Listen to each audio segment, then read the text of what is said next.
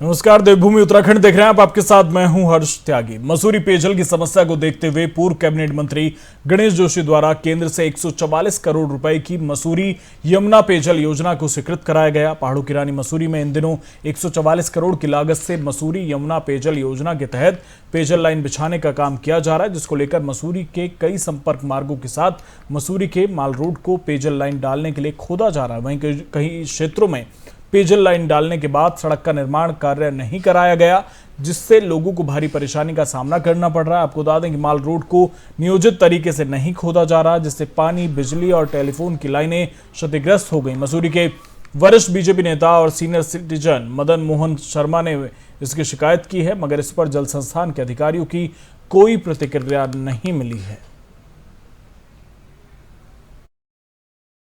नमस्कार। हमें डिपार्टमेंट से एक तो दोनों डिपार्टमेंटों के बीच में आपस में एक सहयोग होना चाहिए, परस्पर कम्युनिकेशन होना चाहिए। दूसरा, जो भी काम कर रहे हैं अधिकारी, उनका अपने ठेकेदार, उनके कर्मचारियों से कम्युनिकेशन होना चाहिए।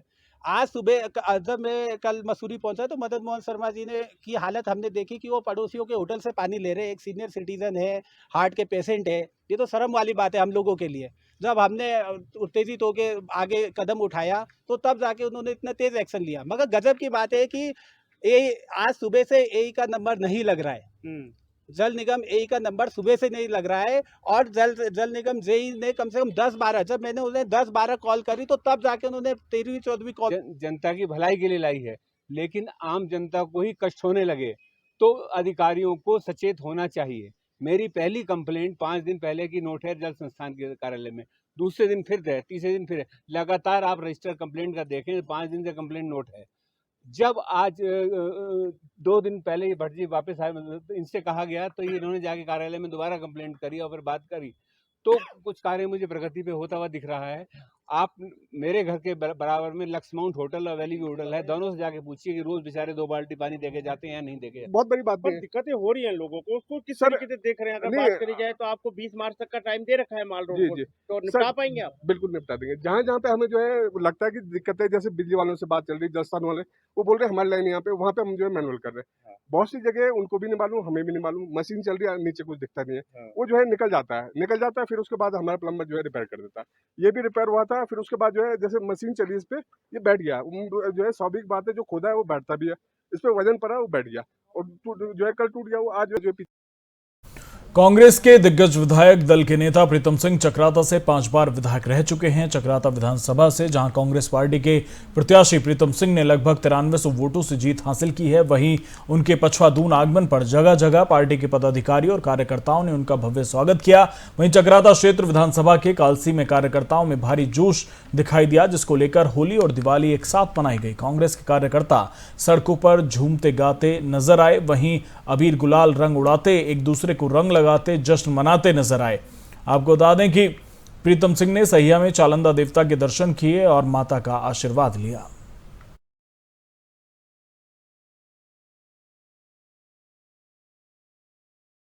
हल्द्वानी की दुकानों में चोरी की घटना को लेकर एसपी सिटी हल्द्वानी ने बड़ा खुलासा किया। जानकारी के अनुसार मंगलपुरा क्षेत्र में हुई चोरी के बाद घटना की जानकारी मिलने के साथ ही पुलिस ने इलाके के सीसीटीवी खंगालने शुरू कर दिए, जिसके बाद पुलिस को महत्वपूर्ण सुराग हाथ लगे। साथ ही संदिग्धों की पुलिस ने तलाश शुरू कर दी। साथ ही पुलिस ने शहर के 250 से ज्यादा सीसीटीवी की फुटेज को चेक किया, जिसके बाद पुलिस ने घटना में शामिल गैंग के सदस्यों को चोरी के माल के साथ गिरफ्तार कर लिया, लेकिन घटना में शामिल अन्य साथी फरार हो गए और इन सभी के खिलाफ राज्य में 40 से 50 मुकदमे चोरी के दर्ज किए गए। आपको बता दें कि गैंग के द्वारा किसी भी शहर में पहुंचकर दिन के समय में इलाके का मुआयना किया जाता था और रात में चोरी की घटना को अंजाम दिया जाता था। ऐसे ही मंगलपड़ाव बाजार की चोरी में सभी सदस्य शामिल थे। इस चोरी में हर एक सदस्य के हिस्से में 1,13,000 रुपए आते थे और जांच में यह भी पता चला कि गैंग के सदस्य अन्य राज्य में जाने के लिए भी हवाई जहाज से सफर करते थे और तमाम फर्जी आईडी भी उन्होंने बनाई हुई थी।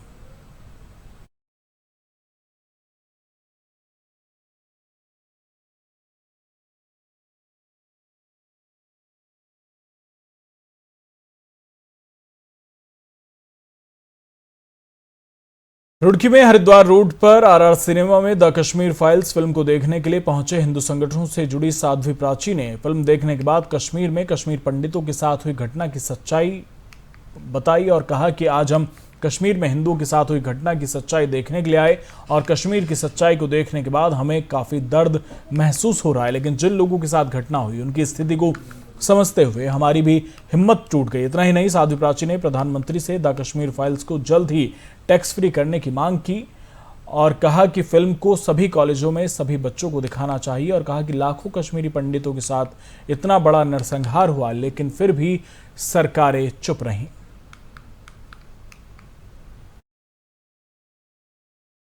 रुड़की में आरआर सिनेमा के अंदर कश्मीर के हिंदुओं की जो रियलिटी दिखाई है उसको देखने आए। रियलिटी को देख कर के वास्तव में हमें तो देख कर के बेहद दर्द हो रहा है। जिन लोगों ने उन विषम परिस्थितियों को भोगा है, उस दर्दनाक हादसे को सहन किया है, उन लोगों की हिम्मत समझती हूँ। वास्तव में आज मेरी भी हिम्मत टूट गई इसको देख। हाँ, मैं देश के प्रधानमंत्री आदरणीय मोदी जी से प्रार्थना करूँगी कि इस कश्मीर पिक्चर का टैक्स फ्री किया जाए और युवाओं को जरूर दिखाया जाए, कॉलेज में बच्चों को जरूर दिखाया जाए। हर हिंदुस्तानी को कश्मीर के ऊपर जो पिक्चर बनी वो देखनी चाहिए। ये जो कश्मीर के अंदर घटनाएं घटी है, कश्मीर के हिंदुओं को जो टॉर्चर किया गया, नरसंहार हुआ है, जो एक तरह से नरसंहार किया गया, वो हर भारतीय को देखना चाहिए, हर हिंदुस्तानी को देखना चाहिए। घोषणा की गई है रातों रात हिंदुओं को घर खाली कर देना चाहिए। तुरंत पंडितों को, कश्मीरी पंडितों को, उनकी बहन, सबसे बड़ा जो हादसा मेरे दिल पर बैठा, एक कश्मीरी जो बहन थी उसके पति को मारा गया और उसको वो छुपाया उससे पहले, लेकिन उसको मारा गया और उसको मारने के बाद उसके चावल जो उसके मुंह पर फेंके, जो उसे जबरदस्ती खिलाए, वो दर्दनाक पीड़ा थी। मैं उसको सहन नहीं। कांग्रेस ही थी जो कश्मीरी पंडितों को भगाने में जिन्होंने योगदान दिया। यही तो दुख है कि लाखों कश्मीरी पंडितों के साथ इतना बड़ा नरसंहार हुआ और देश के अंदर सरकारें चुपचाप। कोटद्वार नगर निगम के गाड़ी घाट के झूला पुल में दो पक्षों के मारपीट के बाद कोटद्वार कोतवाली ने गाड़ी घाट क्षेत्र में सुरक्षा की दृष्टि से पीएसी तैनात कर दी है, जिसे देखते हुए मारपीट वाले क्षेत्र में भारी पुलिस बल तैनात किया गया। वहीं कोटद्वार कोतवाली के अनुसार आमपड़ाव निवासी नदीम झूला बस्ती में उर्मिला देवी से टक्कर होने पर बीच बचाव में रवि और प्रशांत आए, जिसके बाद मामला खूनी संघर्ष में बदल गया। एक व्यक्ति अशरफ की जिसमें मौत हो गई। दो संप्रदायों की इस खूनी संघर्ष की गंभीरता को देखते हुए वरिष्ठ पुलिस अधीक्षक पौड़ी ने क्षेत्र में कानून व्यवस्था बनाए रखने के लिए पुलिस के उच्च अधिकारियों के साथ बैठक की है और अधिकारियों को निर्देशित किया है कि क्षेत्र में जो भी माहौल खराब करेगा उसके खिलाफ कड़ी कार्रवाई की जाएगी।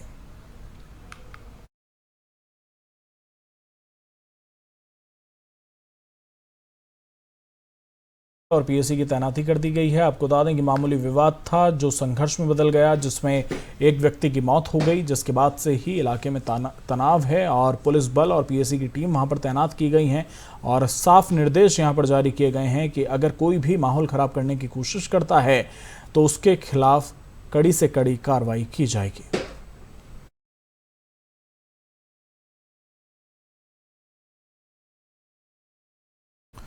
उत्तराखंड बीजेपी विधानसभा चुनाव में जीतने के बाद अब नए सीएम की तलाश कर रही है। ऐसे में नए मुख्यमंत्री को लेकर बड़ी खबर ये सामने आई और जिस तरह के कयास लगाए जा रहे हैं कि अब इस मामले में उत्तराखंड के बीजेपी अध्यक्ष का बयान आया है। प्रदेश बीजेपी अध्यक्ष मदन कौशिक ने कहा कि उत्तराखंड के नए सीएम के नाम पर 20 मार्च तक फैसला हो जाएगा। आपको बता दें कि सूत्रों के मुताबिक बीजेपी नेतृत्व होली के बाद अगले सीएम को लेकर घोषणा करेगा, जिसके बाद 19 मार्च को विधायक दल की मीटिंग बुलाई जाएगी, जिसमें नए सीएम के नाम पर आधिकारिक मुहर लग जाएगी। दरअसल प्रदेश में बीजेपी को बहुमत मिलने के बाद भी सीएम को लेकर तरह तरह के कयास लगाए जा रहे हैं। इसका कारण है कि सूबे के सीएम पुष्कर सिंह धामी अपनी खडीमा विधानसभा सीट से चुनाव हार गए, जिसके बाद अब उनके दोबारा सीएम बनने को लेकर पार्टी द्वारा अभी तक कुछ स्पष्ट नहीं किया गया, जिसके कारण अब कई तरह की चर्चाएं चल रही हैं। और इसी बीच उत्तराखंड बीजेपी अध्यक्ष मदन कौशिक ने इन सभी चर्चाओं पर विराम लगा दिया। उन्होंने कहा कि प्रदेश के नए सीएम के नाम पर 20 मार्च तक फैसला होगा। बीजेपी संगठन द्वारा नवनिर्वाचित विधायकों को होली के बाद देहरादून में रहने के निर्देश दिए गए हैं।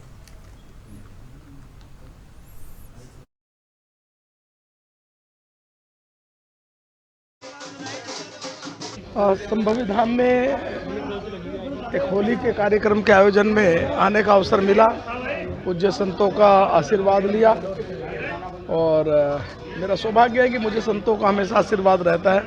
आज होली के इस अवसर पर सभी को मैं बधाई और शुभकामनाएं देता हूँ। मतलब जी, जिस तरह से प्रदेश में मुख्यमंत्री पद को लेकर कवायद चल रही है, कई लोगों के नाम हैं, आप ये कहिए दावेदार माने जा रहे हैं उसमें? कोई दावेदार नहीं होता, जो भी तय होगा वो सभी का सामूहिक तय होता है और मैं समझता हूँ कि इस प्रकार का कोई नाम चलना चलाना ये सब मीडिया का काम है। बाकी जो भी होगा निर्णय। बातचीत के लिए हमारे साथ वरिष्ठ पत्रकार जय सिंह रावत जी हमारे साथ जुड़ गए हैं। बहुत बहुत स्वागत है सर आपका एफएम न्यूज में। जय सिंह रावत जी, क्या उठापटक चल रही है इस वक्त उत्तराखंड में? आपका अनुमान क्या कुछ कह रहा है? क्योंकि हर दिन एक नई खबर होती है। अब खबर यह है कि 20 मार्च को शपथ ग्रहण हो सकता है, 19 मार्च को विधायक दल की मीटिंग बुलाई जा सकती है। लेकिन इससे पहले चाहे सोशल मीडिया हो, चाहे राजनीतिक गलियारों की बात करें, तमाम नाम आते हैं। चाहे मदन कौशिक का खुद का नाम हो, चाहे रितु खंडूरी का नाम हो जो बीसी खंडूरी की पुत्री हैं, तो तमाम नाम हैं। आपको क्या लग रहा है कि कौन हो सकता है? ऐसा है कि राजनीति में यहाँ तो कुछ भी हो सकता है, क्योंकि योग्यता है या कोई आपका डेडिकेशन या ये तो है नहीं कुछ। आप वो देखते हैं कि हाईकमान किसको सूट करता है, कौन उसके लिए सुटेबल होता है जी। उनके के लिए कौन है, राज्य के लिए कौन है, ये तो कोई नहीं देख आजकल वो चल नहीं रहा है उसी बात। लेकिन विडम्बना ये है कि हर कोई मतलब गणेश जोशी भी सुना वो उस मुख्यमंत्री के दौड़ में शामिल है, तो वो दुनियाल तक लोग हैं, मतलब ये कह सकते हैं आप। अच्छा, जहाँ तक मदन कौशिक पर तो संजय गुप्ता ने आरोप लगाए और लोग आरोप लगाए। भाई पार्टी अध्यक्ष होते हुए भी तो अपने प्रत्याशियों को हराने का जिस पर आरोप लग रहा है वो भी मुख्यमंत्री की दौड़ में है। किस बेसिस पे है, आपकी क्वालिफिकेशन क्या है, आपका क्या है, आप ये स्थिति है। तो मुख्यमंत्री जो भी मेरे दुर्भाग्य नहीं उत्तराखंड का, इस तरह से हर कोई जो है मुख्यमंत्री बनना चाहेगा, किसी को भी हाईकमान बना देगा जी। और आप जानते हैं कि किस तरह से कितने इग्नोरेंट लोगों को मुख्यमंत्री बनाया जाता रहा है अब तक, जो कहते हैं कि हम तो 200 साल तक तो अमेरिका के गुलाम रहे। कोई कहता है गाय ऐसी धरती पर पशु है कि जो ऑक्सीजन छोड़ती है और ऑक्सीजन भी ग्रहण करती है जी। कोई कहता है कि मैं उत्तराखंड में समान नागरिक संहिता लागू करने जा रहा हूँ। तो किस तरह के इग्नोरेंस है और उसका प्रचार करेंगे। ये भी नहीं कि उसमें वो खेत प्रकट करे था हमसे कोई गलती हो गई, वो उसमें वास्तविकों की सोचे भाई आम आदमी को कभी उसकी खत्म पसंद करेंगे। तो उसमें कोई भी हो सकता है, तो क्या कहा जा सकता है। देश को तो एक सक्षम आदमी चाहिए था ना ऐसा। लेकिन बीजेपी के सामने एक बड़ी चुनौती ये भी होगी कि हमेशा बीजेपी पर ये आरोप लगते रहे कि सीएम बहुत बदलते हैं। हमने पिछले कार्यकाल में भी देखा, उससे पहले भी हम देखते रहे। तो अब बड़ा सवाल तो ये भी होगा और बड़ी चुनौती भी बीजेपी के सामने ये होगी कि वो एक ऐसे शख्स को सीएम पद पर लेकर आए जो पूरे 5 साल दे पाए। इस बार की तरह ना हो कि 3-3 सीएम बदलने पड़ जाए। हाँ, निश्चित। एक तो होता क्या है कि जिन मुख्यमंत्रियों का अपना भविष्य का पता नहीं होता है जी। वो राज्य के भविष्य के बारे में 50 साल के बारे में क्या सोचेंगे। तो ये पता नहीं कल मैं मुख्यमंत्री रहूंगा या नहीं रहूंगा। इस तरह के लोगों को आप मुख्यमंत्री बनाएंगे तो अल्टीमेटली नुकसान तो प्रदेश में ही होता है। प्रदेश को चाहे किसी भी पार्टी की सरकार हो, कोई मतलब ऐसा विजनरी व्यक्ति चाहिए कि आप जानते हैं यहाँ की कितनी समस्याएं हैं। यहाँ पर पहाड़ की समस्याएं अलग है, मैदान की मतलब पहाड़ जैसी समस्याएं हैं। आप वहाँ कोई पहाड़ पे कोई रहना नहीं चाह रहा है, नेता सब भाग के नीचे चले आए हैं। बड़ी समस्या तो जय सिंह रावत जी यही है कि जो पहाड़ से चुना जाता है, जो सीमांत क्षेत्र से चुना जाता है, वहां से चुनने के बाद वो अगले 5 साल में एक कोठी देहरादून में खड़ी कर देता है। तो बड़ा सवाल तो यही है कि जब तक, और वो पूरे टाइम, आधे से ज्यादा टाइम तो देहरादून में ही रहता है, तो वो पहाड़ की समस्याओं को कैसे समझेगा। वही नहीं, एक और है, कई प्लॉट खरीदते हैं जी। एक मकान बना ले, कोई बातें सभी बना रहे हैं, मतलब उसमें यहाँ भी क्योंकि राजनीति में ही कोई व्यवसाय तो नहीं है ना इनका जी। या तो आप बोलो ना हमारा ये बिजनेस है इसलिए हमारा 5 गुना 6 गुना हमारी प्रॉपर्टी बढ़ गई जी। तो कैसे बढ़ी? अब कोई पूछता नहीं है उनको। अच्छा, बीजेपी वाले कहते हैं कांग्रेसी घोटाले करते हैं, कांग्रेसी कहते हैं ये घोटाले करते हैं, जेल कोई नहीं जाता है जी। तो वो भी दिक्कत है। अब क्या बताया जाए उसको। जय सिंह राव जी, आपके अनुभव से मैं समझने की कोशिश करूंगा कि उत्तराखंड के लिए अभी मौजूदा जो हालात हैं, बीजेपी सरकार बना रही है तो ऑब्वियसली कि बीजेपी से ही सीएम होगा।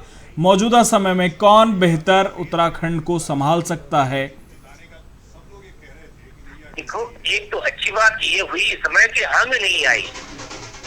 अगर हंग असेंबली आती और निर्दलियों या दूसरे दल के लोगों की तरफ को साथ लेके सरकार बनाते तो क्या करते हैं, वो ब्लैकमेल करते हैं जी।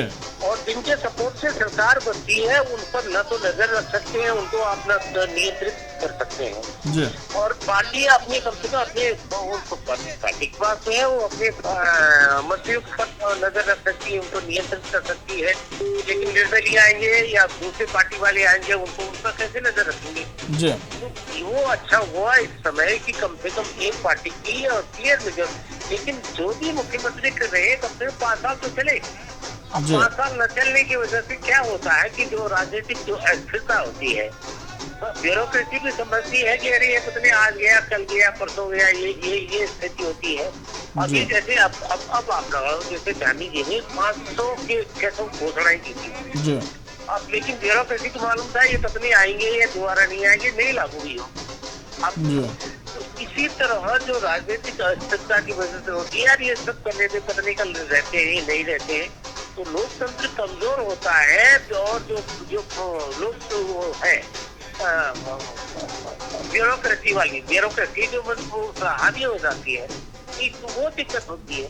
तो ये किसी को भी करेंगे। अब क्या दिक्कत है कि यहाँ कोई बड़ा व्यक्तित्व करेंगे तो फिर पार्टी हाईकमान को रहता, ऐसा ना हो कि कल ये अपना ही कुछ डंडा खड़ा करके अलग ना हो जाए तो हमारी समस्या हो जाएगी। तो उनको भी यसमैन चाहिए होता है, उनको मतलब जो उनके खड़ाऊ पर रखेब पर शासन करने वाला आजकल ये है नेतृत्व। हाईकमान वही चाहता है, चाहे कांग्रेस का हो, बीजेपी का हो। दमदार नेता कोई चाहता नहीं, दमदार कही है। आप हर सतपाल महाराज इतना दमदार नेता है, सतपाल महाराज केंद्रीय मंत्री रहा है। आपका जो है निशंक है, निशंक भी यहाँ उत्तर यहाँ पर मुख्यमंत्री रह चुके हैं, केंद्रीय मंत्री रह चुके हैं। विजय बहुगुणा है, विजय बहुगुणा क्या कहते हैं आपके हाईकोर्ट के जज रह चुके हैं या फिर चीफ मिनिस्टर रह चुके हैं। बहुत ऐसा नहीं इनके पास है।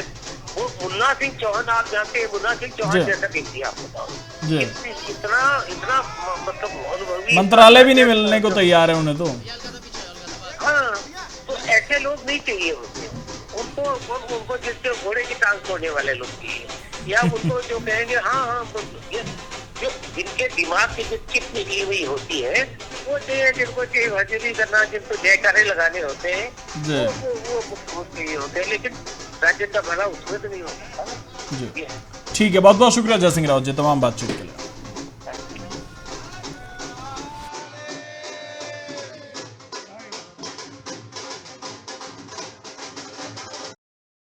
तो फिलहाल मेरे साथ इतना ही, बने रहिए एफएम न्यूज के साथ। नमस्कार।